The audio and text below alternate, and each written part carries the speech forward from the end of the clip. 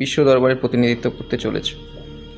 এই কয়েকটা মাসে পরিবর্তন হয়েছে, তোমার কেরিয়ারে কি পরিবর্তন হয়েছে এই কয়েকটা মাসে, এবং তুমি আগে যেটা পাওনি এই কয়েকটা মাসে কি পেয়েছো?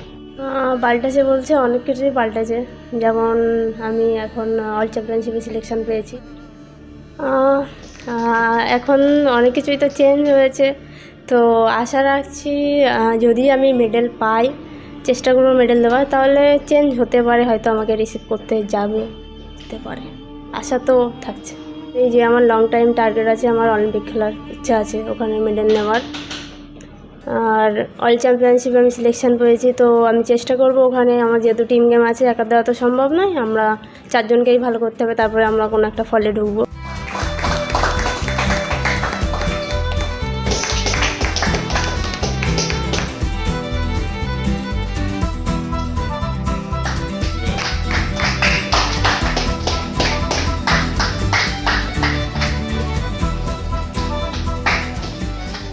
সেদিন তাহুরা বাংলাকে ভারতবর্ষের একটা জায়গায় শ্রেষ্ঠত্বের আসন দিয়ে তাহুরা ফিরেছিল শহর কলকাতায়।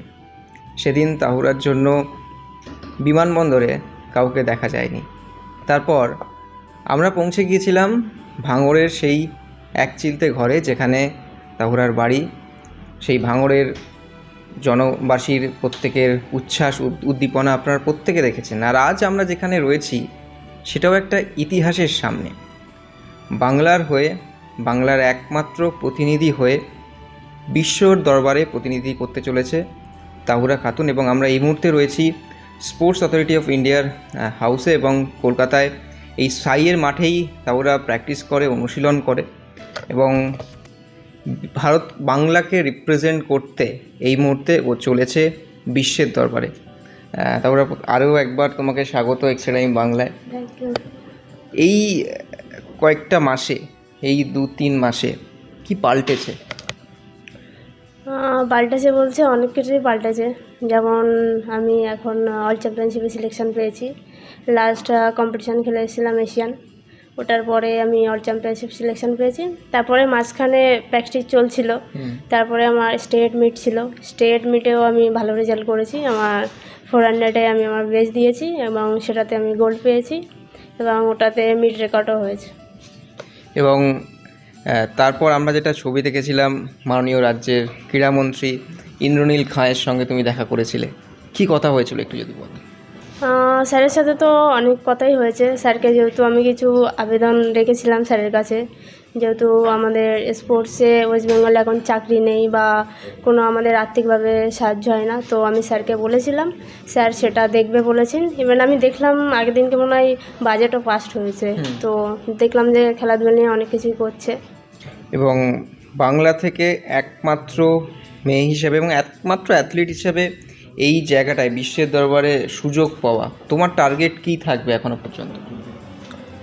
টার্গেট বলতে আমি আগের ভিডিওতে বলেছি, অনেক ভিডিওতেই, যে আমার লং টাইম টার্গেট আছে, আমার অলিম্পিক খেলার ইচ্ছা আছে, ওখানে মেডেল নেওয়ার। আর অল চ্যাম্পিয়নশিপে আমি সিলেকশন পেয়েছি, তো আমি চেষ্টা করব ওখানে, আমার যেহেতু টিম গেম আছে, একা দেওয়া তো সম্ভব নয়, আমরা চারজনকেই ভালো করতে হবে, তারপরে আমরা কোনো একটা ফলে ঢুকবো। তোমার সঙ্গে যারা আছে তারা কোথা থেকে পার্টিসিপেট করছে? তারা বিভিন্ন রাজ্য থেকে আছে, কেউ কেউ সায়েও থাকে, কেউ পার্সোনাল প্র্যাকটিস করে। তো আমরা চেষ্টা করব আমাদের বেস দিয়ে আমরা যাতে মেডেল নিয়ে আসতে পারি, চেষ্টা করব। এই যে তুমি সাইয়ের মাঠে প্র্যাকটিস করো, এখানে যারা কোচেসরা আছে তারা কীভাবে তোমাকে, এই যে এখানে যে তুমি সিলেক্ট হলে, বিশ্ব ওয়ার্ল্ড র্যাঙ্কিংয়ে তুমি সিলেক্ট হলে, এটা তো তাদেরও একটা অবদান। তো এই সাই তোমাকে কতটা হেল্প করে এই টুর্নামেন্টগুলোর ক্ষেত্রে?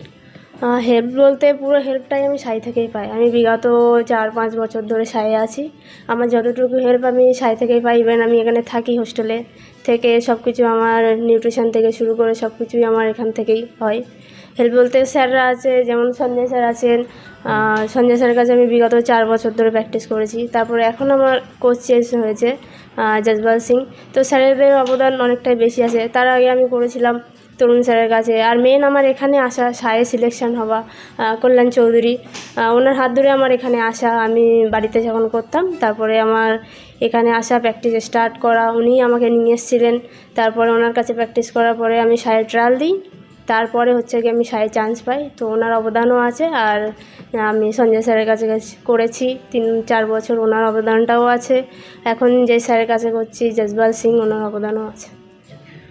তোমার 3টে অ্যাসেসমেন্ট আমাদেরকে জানাও যেটা নিয়ে তুমি ওয়ার্ল্ড র্যাঙ্কিংয়ে নামো। 3টে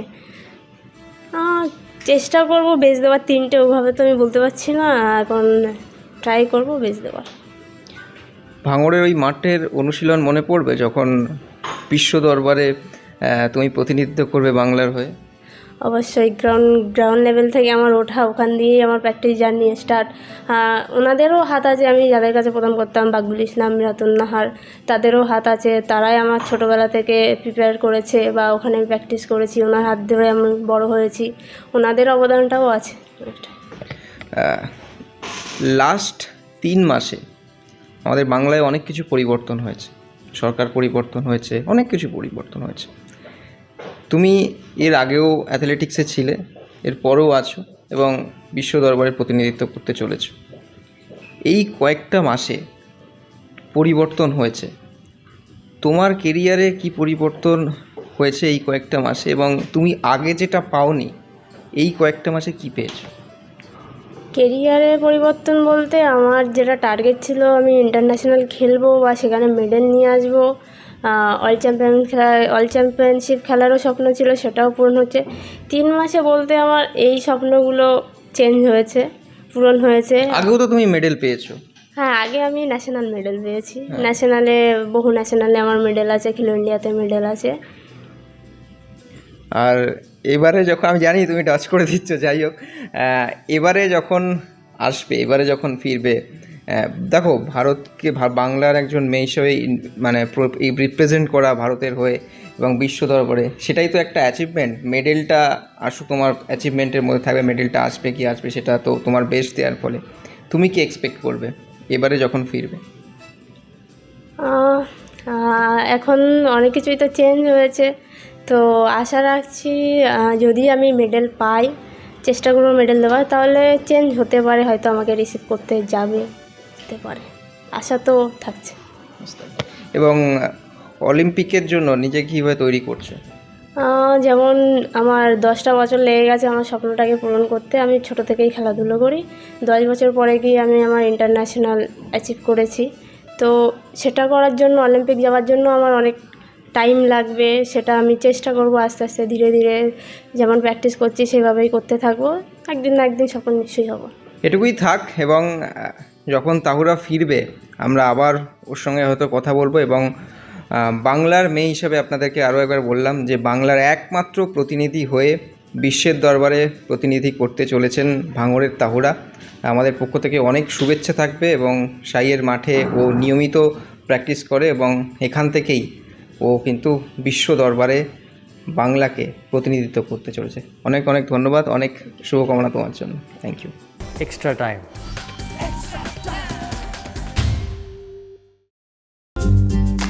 লেটেস্ট নিউজ আর এক্সক্লুসিভ ভিডিওর সঙ্গে আপডেট থাকতে এখনই সাবস্ক্রাইব করুন আমাদের ইউটিউব চ্যানেল। বেল আইকনে ক্লিক করতে ভুলবেন না যেন।